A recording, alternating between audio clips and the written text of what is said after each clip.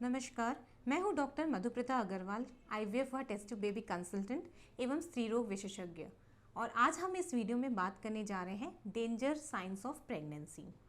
जब हम प्रेग्नेंट होते हैं या प्रेगनेंसी हमें आती है तो हम सभी चाहते हैं कि हमें एक हेल्दी प्रेगनेंसी हो, लेकिन कई बार जैसे 10 to 20% केसेस में कुछ कॉम्प्लिकेशन या प्रेगनेंसी के दौरान कुछ जटिलताएं डेवलप हो सकती है। और हमें यह जानना बहुत ज़रूरी है ऐसे कौन से डेंजर साइंस है या ऐसे कौन से कंडीशंस है जिसको हम समझ सकें और डॉक्टर के पास तुरंत हम जल्द से पहुंच सकें।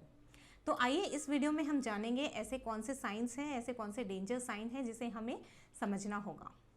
तो पहला जो इम्पॉर्टेंट बात होती है प्रेगनेंसी के दौरान वो होता है अगर आपको ब्लीडिंग होता है, अगर आपको रक्तस्राव है योनि मार्ग से, अगर ब्राउन कलर का है तो बहुत ज़्यादा घबराने की बात नहीं है, आप डॉक्टर के से सलाह ले सकते हैं। लेकिन अगर फ्रेश रेड कलर का है या साथ में क्लॉट्स पास हो रहे हैं तो आपको डॉक्टर के पास तुरंत पहुंचना चाहिए, क्योंकि अगर ये फर्स्ट 3 मंथ्स में हो रहा है और इसके साथ अगर आपको पेन है तो हो सकता है अबॉर्शन का कंडीशन बन रहा हो, और अगर आप सही समय में पहुंचेंगे तो इसे रोका भी जा सकता है।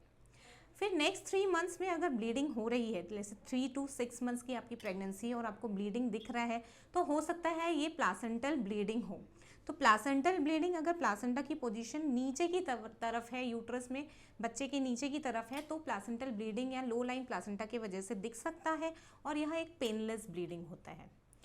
कई बार जब प्लासेंटा यूट्रस से सेपरेट होता है, जिसे हम कंडीशन को कहते हैं एब्रप्शन प्लासेंटा, एब्रप्शियो प्लासेंटा, उस कंडीशन में आपका यूट्रस कॉन्ट्रैक्ट हो जाएगा और ऐसा ब्लीडिंग बच्चे के लिए घातक भी हो सकता है। तो यह जानना कि हमें ब्लीडिंग क्यों हो रही है, क्या ये नॉर्मल है या ये कोई डेंजर साइन है, अगर आपको ब्लीडिंग हो रही है तो आपको डॉक्टर के पास तुरंत पहुंचना चाहिए। नेक्स्ट जो इम्पॉर्टेंट बात है वो होता है पेट में दर्द। प्रेगनेंसी में सामान्य दर्द हो सकता है क्योंकि इसमें जीआई अपसेट होता है, कॉन्स्टिपेशन का प्रॉब्लम होता है और प्रेगनेंसी में कुछ हार्मोनल चेंजेस होते हैं जिसकी वजह से एसिडिटी या गैस्ट्रिक अपसेट हो सकता है और आपको नॉर्मल पेन भी हो सकता है। लेकिन अगर यह पेन रुक रुक के आ रहा है, रुक रुक के बढ़ रहा हो और यह पेन आपके कोइंसाइड कर रहा है मेंस्ट्रुअल पेन के जैसे, तो इसे थोड़ा सा हमें गंभीरता से लेना होगा। और यह पेन अगर आपको हो रहा है तो आपको डॉक्टर के पास ज़रूर दिखाना चाहिए और इसका निवारण करने की कोशिश करना चाहिए, क्योंकि पेन आपको प्री मैच्योर डिलीवरी की तरफ भी ले जा सकता है। अगर आप सही समय में पहुंचोगे तो आपको कुछ मेडिसिन स्टार्ट हो सकती है और इसे प्री मैच्योर डिलीवरी को हम रोक भी सकते हैं। नेक्स्ट जो इम्पॉर्टेंट बात होती है, नेक्स्ट जो इम्पॉर्टेंट साइन होता है प्रेगनेंसी में वो होता है ब्लड प्रेशर बढ़ना। अगर ब्लड प्रेशर प्रेगनेंसी के दौरान बढ़ रहा है तो हमें यह जानना बहुत ज़रूरी है और समय पे हमें ट्रीटमेंट लेना बहुत ज़रूरी है। अगर आप नहीं समय पे पहचान सक रहे हैं, जैसे ब्लड प्रेशर कब बढ़ता है, जब हमारी बॉडी में स्वेलिंग दिख रही है बहुत ज़्यादा, या हमको ऐसा लग रहा है बहुत ज़्यादा हेडेक है हमें, या सीने में दर्द हो रहा है, तो या ब्लरिंग ऑफ विजन या चक्कर आ रहा है, ऐसा कुछ लग रहा है आपको प्रेगनेंसी के दौरान, तो आप अपने डॉक्टर से ज़रूर मिलिए, अपना ब्लड प्रेशर ज़रूर चेकअप कराइए। क्योंकि अगर ब्लड प्रेशर प्रेगनेंसी में बढ़ता है तो ये माँ के लिए ही नहीं बच्चे के लिए भी बहुत ज़्यादा खतरनाक होता है। तो इसे कंट्रोल करना या इसके बारे में जानकारी लेना बहुत ज़्यादा आवश्यक होता है। नेक्स्ट जो इम्पॉर्टेंट बात होती है प्रेगनेंसी में वो होती है कि आपको कहीं यूरिन में कोई इन्फेक्शन तो नहीं है, क्योंकि प्रेगनेंसी के दौरान यूरिन इन्फेक्शन भी अच्छा नहीं होता है। आमतौर पे हम कहते हैं कि प्रेगनेंसी के दौरान आपको कम से कम 3 लीटर पानी पीना चाहिए, लेकिन अगर किसी कारणवश हमें अगर यूरिनरी ट्रैक इन्फेक्शन है, पेट के निचले भाग में दर्द है या यूरिन में बर्निंग सेंसेशन है, तो सही टाइम पे आप डॉक्टर से ज़रूर मिलिए।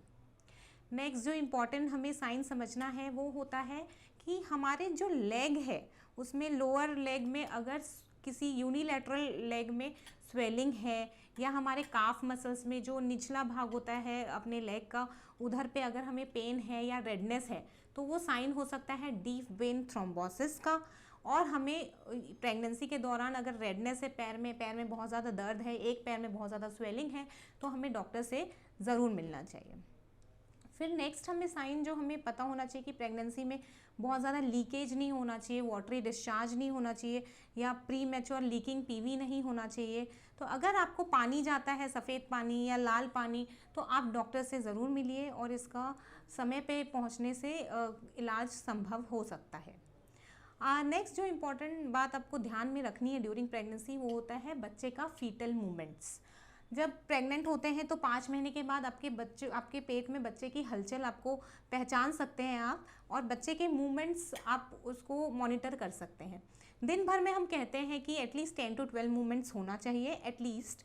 लेकिन अगर आपको ऐसा लगता है 6 घंटे हो गए, 7 घंटे हो गए, आपको एक भी मूवमेंट फील नहीं हो रहा है, या आप जब खाना खाते हैं, लंच लेते हैं, डिनर लेते हैं, उसके बाद अगर आप 1 घंटे में एटलीस्ट 3 to 4 मूवमेंट्स आपको होना चाहिए बेबी का।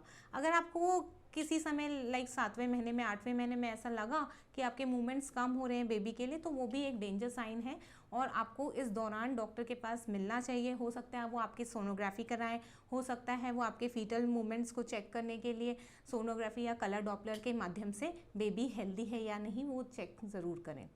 तो ये सारी बातें हमें पहचाननी होगी। या प्रेगनेंसी में ऐसे जो अनचाहे सिम्टम्स है, इसको अगर हम ब्लीडिंग हो रहा है, पेन हो रहा है, ब्लड प्रेशर बढ़ रहा है, या यूनिलैटरल लेग में पेन है, या यूरिनरी ट्रैक्ट इन्फेक्शन हो रहा है, या लीकिंग हो रहा है हमें, और बेबी के फीटल मूवमेंट्स अगर हमें सही तरीके से नहीं समझ में आ रहे हैं, तो ये सारी कंडीशंस को हमें जानना होगा और समय पे हमें हॉस्पिटल पहुंचना होगा। अगर आप समय पे हॉस्पिटल पहुंचते हैं तो इसका कई हद तक ट्रीटमेंट किया जा सकता है।